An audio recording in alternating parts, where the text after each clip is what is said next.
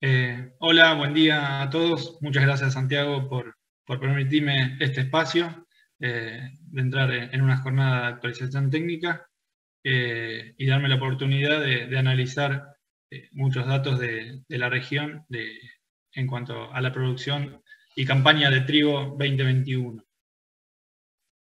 Bueno, antes de arrancar con la presentación, me gustaría presentarme.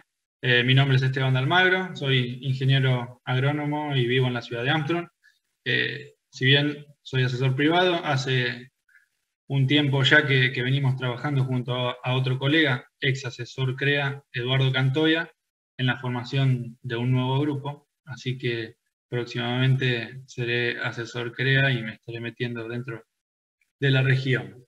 Y por otro lado, también quería felicitar a todos y cada uno de los miembros y asesores que forman parte de la región, porque el trabajo que hacen día a día, llenando planillas y juntando datos para poder después trabajarlos, tiene un valor gigantesco y vaya mis felicitaciones para ellos.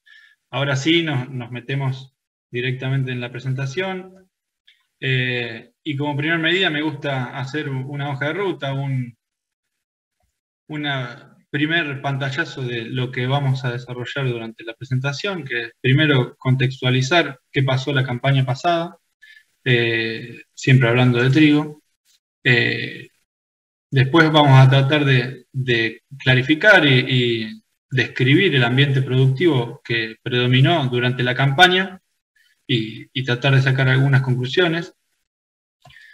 En tercer lugar, vamos a hablar a mostrar algunos datos de estadística de la región. Y por último, voy a tratar de sacar algunas conclusiones. Lo que determinamos con Leandro, que es quien me sigue luego de mi presentación, es que yo me dedique a presentar de dónde venimos para que él pueda trabajar dónde estamos parados y a lo mejor dar algunas ideas de hacia dónde vamos con la campaña que comienza en breve.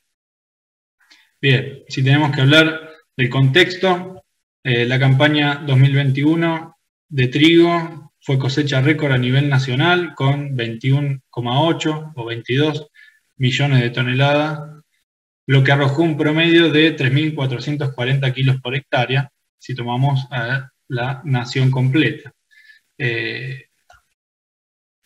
Misma información nos entrega la Bolsa de Comercio de Rosario, donde vemos que la cosecha 2021 se posicionó con 22 millones de toneladas, bastante por encima de las campañas previas, por lo tanto obtuvimos una cosecha récord. ¿Qué pasó contextualizando a nivel de la región sur de Santa Fe?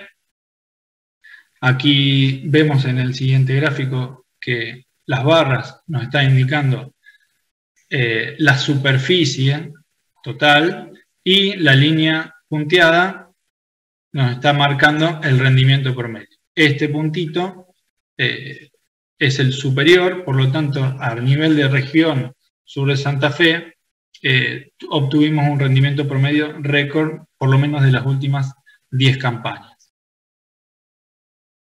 Bien, habiendo contextualizado y poniendo las características, tratando de refrescar y acordarse de lo que sucedió, muchos ya lo deben saber, vamos a describir el ambiente productivo y de vuelta vuelvo a hacer un índice, qué puntos vamos a tocar para tratar de dilucidar cuáles fueron las variables que más importancia tuvieron para desarrollar la campaña, y en eso vamos a hablar de precipitaciones, agua útil, temperatura, días con evento de lluvia y cociente fototermal para terminar de caracterizar el ambiente productivo.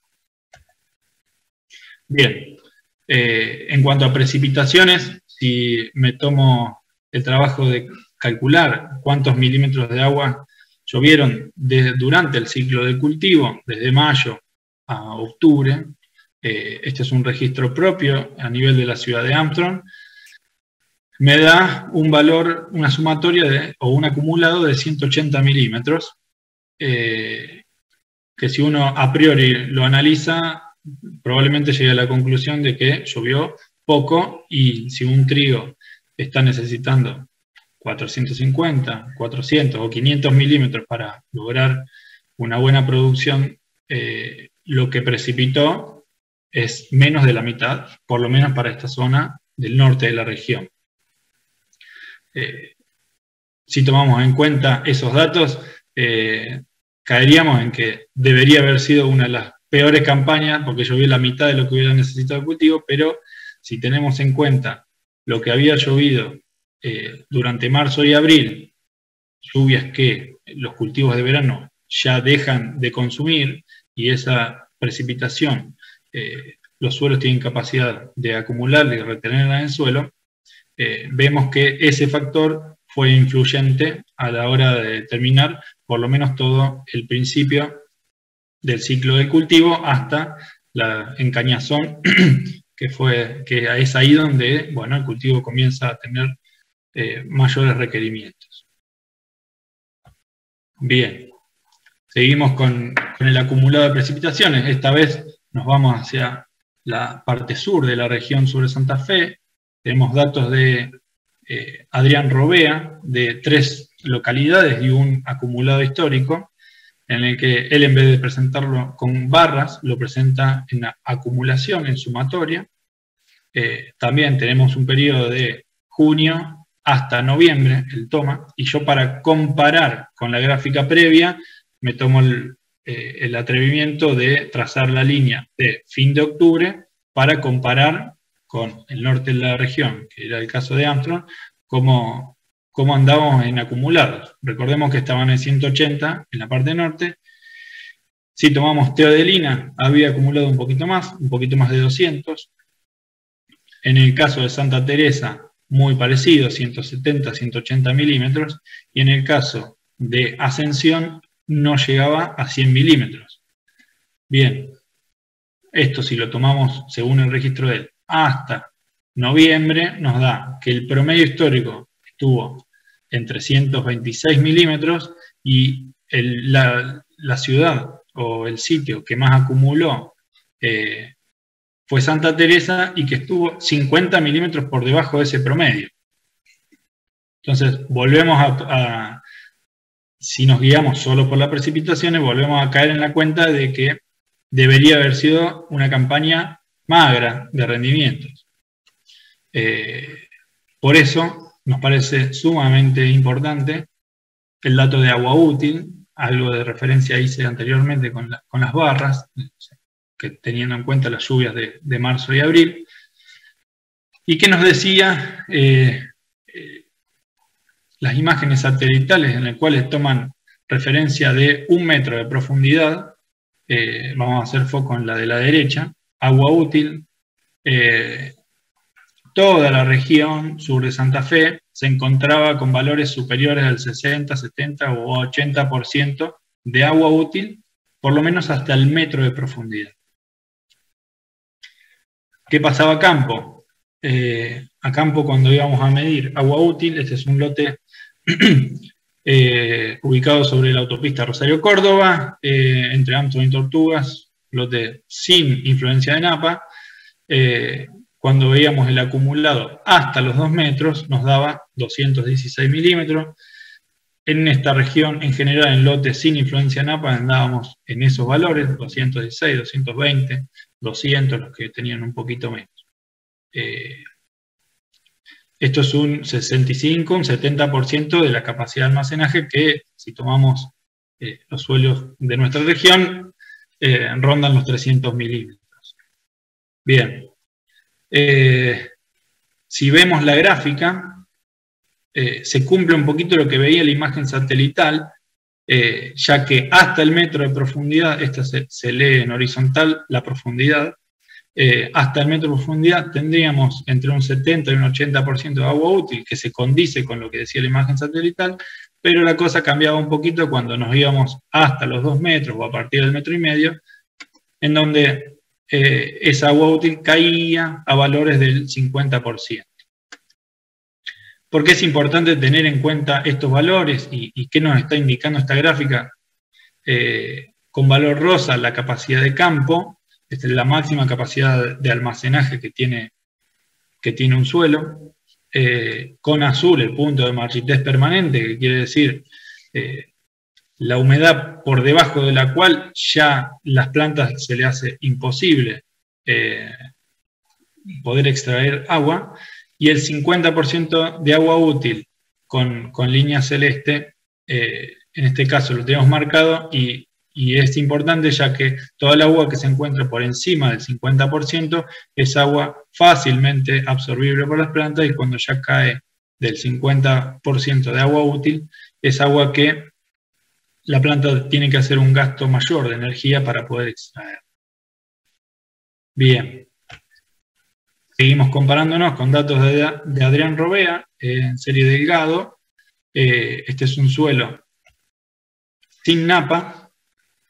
El valor acumulado rondaba los 240, o sea, es unos 20-25 milímetros más que lo que yo les mostré a nivel para la parte norte de la región. Y pasaba algo similar cuando íbamos a profundidad. A medida que íbamos profundizando se va secando un poquito el perfil. Bien, ¿qué pasaba en esa misma serie de suelo? Pero en un lote con influencia de napa, fíjense, el valor de lámina acumulada supera los 300 milímetros, incluso supera la capacidad de almacenaje de ese suelo. Por lo tanto, se puede decir que en profundidad había agua libre directamente. No es agua que puede ser retenida por el suelo, sino que es agua libre, poros repletos de agua. Bien. Pasamos a hablar de la temperatura, y me interesa mostrar cómo fluctuó la temperatura media, es lo que este gráfico nos está mostrando, desde mediados de septiembre hasta mediados de noviembre, estos 60 días. Esta es la temperatura media, con puntitos y líneas.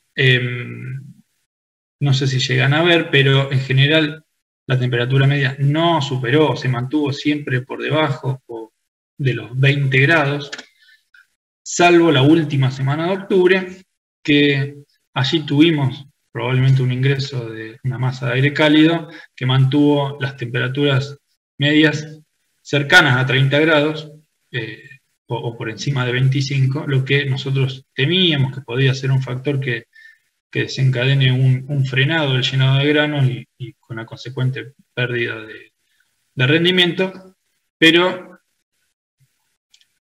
luego vimos que ese aumento de la temperatura no tuvo gran influencia en el rinde final. Y por otro lado, en este gráfico vemos los días con precipitaciones. ¿Por qué es interesante? Porque durante el mes de octubre, en este caso, tuvimos solo 3 o 4 eventos o días con lluvia, cuando históricamente tenemos 8 o 9. Lo que esto nos hace inferir dos cosas de manera indirecta. Por un lado, la radiación incidente en este periodo que estamos llenando grano, podría haber sido mayor a la normal, y por otro lado, al haber menor número de días con precipitaciones y menor condiciones predisponentes para la aparición de fusariosis o golpe blanco, al haber menor cantidad de días, la probabilidad de tener una epifitia de esas bajó muchísimo, y claramente no hubo fusariosis durante la campaña. Atado a esto, con las mediciones que yo digo indirectas o conclusiones indirectas de la temperatura y los días con nube, gracias a Santiago Álvarez Prado, que me facilitó este índice, le vamos a poner un valor científico a lo que creíamos nosotros de manera indirecta a través de los días con eventos de lluvia, y es el índice fototermal, o el cociente fototermal, que tiene en cuenta la radiación incidente y la temperatura media, restándole una base de 4,5 grados. Y lo que marcan las tres gráficas, pertenecen a 3 ciudades diferentes, bastante distantes entre sí, pero que pueden ser tomadas en cuenta a la hora de caracterizar la región en general, vemos que durante el periodo de fin de septiembre a fin de octubre, en nuestro caso todo el periodo llenado de granos, el índice se mantuvo siempre por encima del valor medio histórico, y en las tres localidades se copian perfectamente. Las tres localidades muestran lo mismo, más allá de dónde estén ubicadas. Fíjense, Junín, norte de la provincia de Buenos Aires; Marcos Juárez, centro-este de Córdoba; y La Bulaye un poquito más hacia el oeste de Córdoba. Las tres marcan lo mismo, por lo tanto, este termina siendo el valor fundamental sumado a la acumulación de agua útil, que termina para nosotros desencadenando los altos rendimientos de trigo obtenidos. Si tenemos que describir algunas cuestiones que tienen mucho efecto o que determinan el rendimiento final del trigo, pero que no tuvieron gran incidencia durante esa campaña, podemos mencionar a que no tuvimos heladas tardías, que pueden ser un factor muy importante que en detrimento de la producción. En general, la sanidad, al no haber tantos eventos de lluvia, las condiciones para el desarrollo de enfermedades foliares no fue el óptimo, si bien hacia fin de ciclo sí hubo aparición y necesidad de control de roya sobre todo. En general, hace mucho que venimos trabajando con este tema de fitosanitario, y ya le venimos encontrando la mano perfectamente, y sabemos cómo trabajar y monitorear, y cuando aparecen, cómo tratar. Así que se dieron todas las condiciones para que el cultivo de trigo rinda lo que rinde. Bien. Habiendo caracterizado el ambiente, pasamos a hablar un poco de la estadística a nivel regional. En principio vamos a ver algunos datos. La región sur de Santa Fe destinó a trigo 87.525 hectáreas, los cuales partidos en lotes serían 1.401 lotes de producción, un N bastante importante, y en la cual obtuvimos un rendimiento promedio de 5.351 kilos, valor muy alto, con un desvío de 1.300 kilos. ¿Qué quiere decir este desvío? La mayoría de los lotes en general rindieron en un rango de 1.300 kilos por encima de la media o 1.300 kilos por debajo de la media. Y me quiero comparar con el promedio de la región a nivel general, por lo menos durante 12 campañas, y ese promedio de rendimiento, incluida esta, está en 4.200 kilos. Por lo tanto, si tenemos en cuenta el rinde promedio y los desvíos, o sea, los lotes que menos rindieron en promedio durante la campaña 2021 estuvieron prácticamente en el promedio general en 12 campañas de toda la región. O sea que los pisos de rinde durante esta última campaña se elevaron, y se elevaron muchísimo.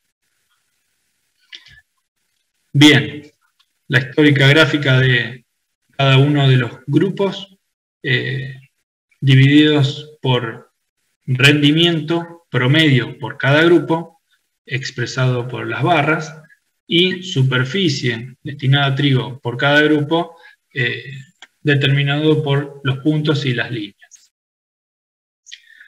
Bien, si tenemos que analizar esta gráfica, vemos que... la línea negra es el rinde promedio general. Entonces, los grupos que estuvieron por encima de la media, en promedio, están a la izquierda, y los que estuvieron por debajo de la media se encuentran a la derecha. Pocas cosas por destacar. En cuanto a la dispersión de datos, se puede ver que hay muy poca dispersión. Y otro dato a tener en cuenta que me gusta destacar es la superficie. Vemos 3 grupos que se destacaron por encima del resto en superficie, como es el CREA Las Petacas, el CREA Monte Wayne-Reveal y el CREA Santa Isabel, los cuales destinaron a trigo una superficie mucho más importante que el resto. Bien, cuando dividimos en percentiles a cada grupo, nos queda graficado por medio de cajas, que la caja encierra el 75% del promedio de los lotes, y el 25% superior e inferior quedan graficados por las barras. En general se ven cajas muy chiquitas, que es lo que decía antes, que los pisos se han elevado, salvo el CREA Las Petacas, que probablemente tenga la mayor dispersión, imagino yo, por la mayor superficie y por la ubicación de los lotes de esa región, que está más hacia el norte, comienza a ser un poco menos potencial el rinde de trigo. Y lo otro que se puede destacar es el CREA Teodelina, que en el percentil inferior vemos que hay una dispersión muy grande por un acontecimiento de granizo que generó una dispersión muy grande en algunos lotes que se vieron afectados. Pero eso no afectó el promedio general, que la caja estuvo muy contenida. Y a destacar también el CREA Ascensión con una dispersión muy baja de los datos y un promedio de rinde altísimo. Bien, la siguiente gráfica nos indica también los percentiles. La línea negra nos indica el percentil 50, es la media de rendimiento, y la línea roja nos indica el percentil 95, que a nosotros nos da idea del potencial de rinde de la campaña, porque engloba el 5% el promedio del 5% de los lotes que más rindieron. En este caso, esa brecha de rendimiento, que es la diferencia entre los dos percentiles, estuvo dentro del 39%. Si vamos una campaña hacia atrás, esa brecha estuvo por encima del 200%, así que, bueno, no son campañas comparables por los distintos factores que afectaron a una y a otra. Pero, si uno tiene que sacar alguna conclusión, en 10 campañas vemos que el rinde potencial de cada campaña tiene una ligera tendencia a la suba.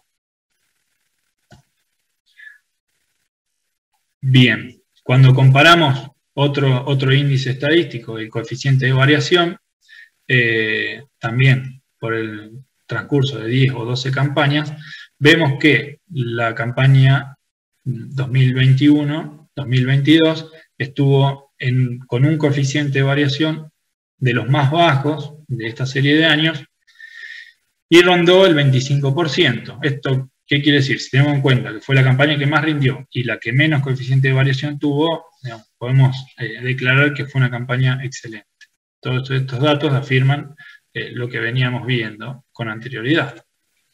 Cuando desglosamos el coeficiente de variación por cada grupo, vemos que la mayoría se mantiene dentro del 20-25% y destacan Teodelina por el caso que habíamos explicado anteriormente del granizo y Las Petacas por la enorme superficie que tiene, pero el resto se mantuvo incluso casi por debajo del 20%. Bien, avanzamos en el análisis y pasamos a hablar de genética. Cabe aclarar que en este caso la torta está hecha por porcentaje en la superficie que ocupa cada variedad y no estamos teniendo en cuenta el número de lotes que ocupa cada variedad. Sería distinto este gráfico, pero creo que esto ejemplifica mucho más la realidad si tenemos en cuenta la superficie que ocupa cada variedad.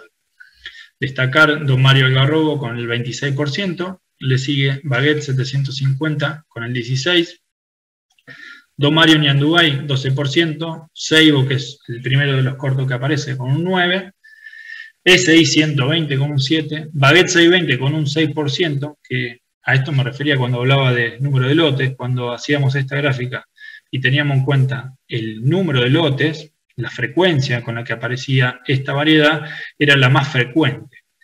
Esto, digamos, ¿qué quiere decir? Que probablemente cuando el año que viene esta torta cambie muchísimo, porque muchos lotes tuvieron baguette 620. Por último, me gusta destacar dos variedades de reciente aparición en el mercado, que ocuparon relativamente baja superficie, pero que tienen un potencial de rinde y una sanidad destacable. Bien, si sirve el dato, los lotes que mayor rendimiento obtuvieron, las variedades que estaban sembradas en esos lotes eran baguette 620, aparecía Pehuen, aparece Nian Dubai y baguette 750. Esas fueron las variedades que más se repiten en los lotes que más rindieron. Pero como para esto está la red de ensayo de comparativo de rendimiento, ahí está todo el jugo. No me voy a meter más que en el análisis general de los datos. Bien, pasamos a hablar del cultivo antecesor, y el 55% de la superficie se sembró sobre soja de primera, el 34% sobre maíz de primera temprano, y un 8, un 10% se sembró sobre soja de segunda. Este dato es importante y es relevante porque vemos, cuando analizamos 6 campañas hacia atrás, la evolución del cultivo antecesor, y si comparamos soja de primera con maíz de primera temprano, vemos que el maíz de primera temprano viene con un aumento constante en la superficie que se destina. Esto puede deberse probablemente a dos factores: uno, la intensificación de las rotaciones, y otro, esto ya corre por mi cuenta, el manejo de la maleza, que en general los manejos a las salidas de los maíces tempranos son los barbechos, si van hacia soja de primera, más largos y más difíciles, y por eso en general se ha tomado la decisión de modificar la rotación, a pesar de todo lo que conlleva sembrar un trigo sobre un maíz, ¿no es cierto? Bien, en la siguiente gráfica vemos el rendimiento promedio, a la izquierda, con respecto al antecesor, y los puntitos nos están marcando el aporte en promedio de nitrógeno cuando analizamos cada uno de los antecesores. En este caso, no me voy a molestar mucho en trabajar sobre el rinde promedio, que sorprende, que se obtenga mayor rendimiento promedio sobre maíz temprano que sobre soja de primera. Incluso más sorprendido estoy de encontrar estos valores sobre soja de segunda, pero hay que ser fiel a la ética y decir que la superficie que engloba y la cantidad de ambiente que están englobando este antecesor, que es más del 55% de las 87.000 hectáreas, se siembran sobre soja de primera. Entonces la disparidad de ambientes probablemente nos dé un promedio más bajo, y el trigo sobre maíz temprano esté ubicado en ambientes de mayor producción. Ni hablar de sobre soja de segunda, que la superficie destinada o que repite doble cultivo era muy baja. Lo que más me interesa destacar es la brecha entre el promedio de aporte de N cuando tenemos un maíz como antecesor o una soja de primera. Tenemos en promedio 23 unidades más de N que aplicar por repetir gramínea y gramínea, y eso simboliza unos 50 kilos de urea, que ya veremos más adelante en el trabajo de Leandro, clarificar el tema de la fertilización. Bueno, probablemente en esta campaña, que el precio de los insumos sea un factor determinante, esta necesidad de mayor cantidad de N puede jugar un rol importante en la decisión del año que viene. Bien, en cuanto a fecha de siembra, tenemos una dispersión que favorece a la primer quincena de junio, pero no podemos dejar de hablar de fecha de siembra sin mencionar a la genética. La mayoría de nuestras variedades que sembramos en la región son de ciclo intermedio, intermedio largo, pero intermedio al fin, y por lo tanto la fecha de siembra óptima de esas variedades es la primera quincena de junio o últimos días de mayo. Y bueno, por lo tanto, la mayor cantidad de datos se encuentran en esta barra. Pero si uno quiere destacar algo, que la estrategia de a lo mejor ir a buscar una fecha más temprana o ir a buscar una fecha más tardía con un ciclo corto, no compensó una fecha tradicional de junio con las variedades que tenemos.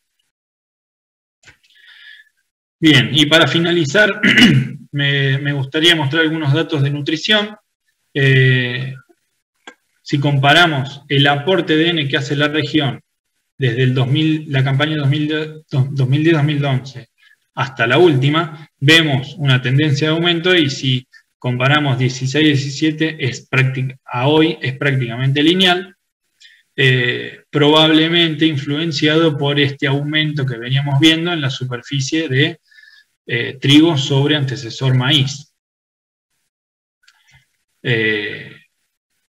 Hacemos un balance de nutrientes, vemos que el promedio de aporte en unidades de nitrógeno de las 87.000 hectáreas estuvo en 123 unidades de nitrógeno, en fósforo, elemento, 24 kilos de fósforo y 12,6 de azufre. Si lo relacionamos con el rinde promedio y pensamos, vemos por tabla cuánto extrae de todo lo que nosotros aportamos, vemos que el balance nos da positivo. Por lo tanto, una pequeña conclusión es que la región sur de Santa Fe fertiliza superando los niveles de reposición, obviamente influenciados por la red de nutrición, gran valor de esta región. Y si tomamos en cuenta otro dato, que es el aporte promedio de los 100 mejores lotes, de producción que rindieron por encima de los 7.000 kilos, el promedio de aporte de nitrógeno estuvo en 165 unidades, lo que sería un poco más de 350 kilos de urea. Bien, para finalizar, una gráfica que probablemente le quede mejor o represente mejor cuando analizamos la red de nutrición, pero me gustaba mostrarla, ya que acá está la información de 87.000 hectáreas, por eso la dispersión de puntos.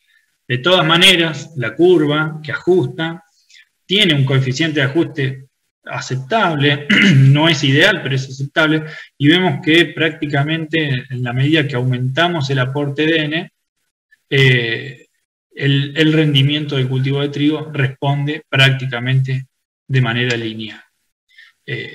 Obviamente esto es un dato de campo, regional, y bueno, para determinar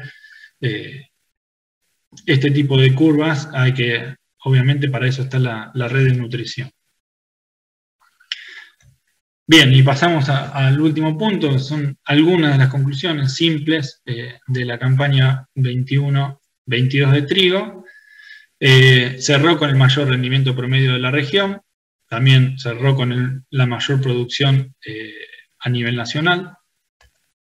A su vez, ese alto rendimiento fue acompañado por un bajo coeficiente de variación, ya lo explicamos previamente, pero eso quiere decir que la dispersión de los datos fue muy baja.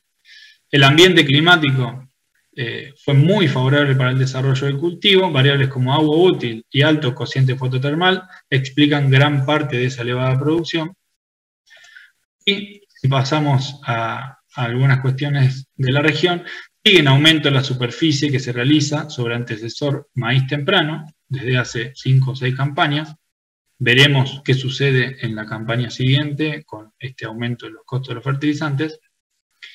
Aparecen en el mercado nuevas variedades con gran potencial o con un aceptable potencial y un buen comportamiento sanitario. En cuanto a la fecha de siembra, los mayores potenciales se obtuvieron durante la primera quincena de junio. Obviamente esto, como ya se dijo, viene atado a la genética. Y por último, los datos de nitrógeno muestran, o de respuesta al rendimiento, una relación casi lineal al aporte de N, con un ajuste aceptable. Bien. hasta aquí la presentación. Fue un pantallazo general para darle pie a Leandro a que él nos comente qué es lo que viene sucediendo con la previa de la campaña FINA 2022 y a ver si nos puede ayudar a dilucidar algunas cuestiones para tomar las mejores decisiones con respecto a la producción que viene en el 2022-2023.